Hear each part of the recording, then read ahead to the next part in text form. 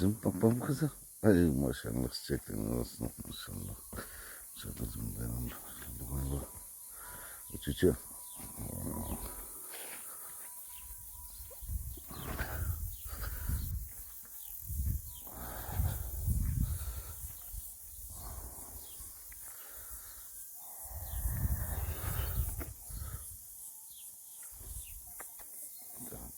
Burada bir şey burada.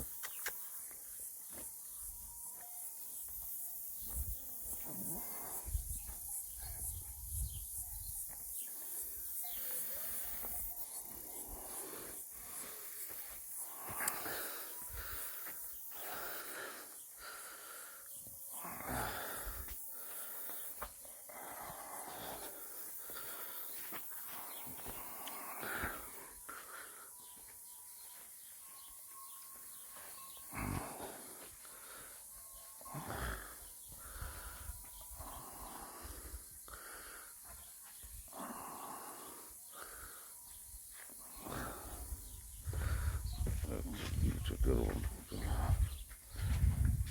Benim çekersin. Çekin lan.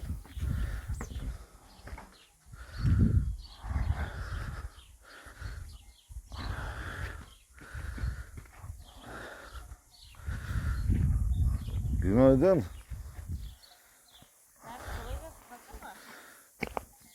Şimdi Doka'ya manzarayı çekin. Doka manzara.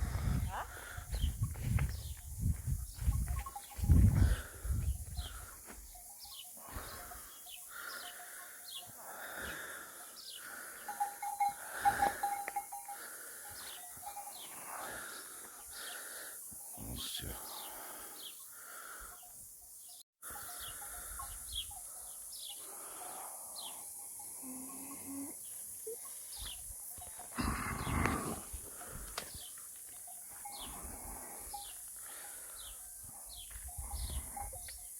Burası Bulgaristan Kırcalı Killi Dereli köyü burası. Misafirdeyiz çok şükür. Allah razı olsun. Köy iç içe doğa ile yaşıyorlar. Herkes organik her şey.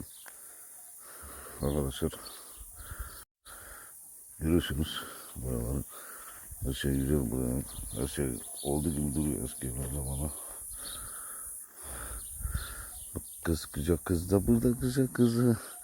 Köylünün güzel kızı olacak o da.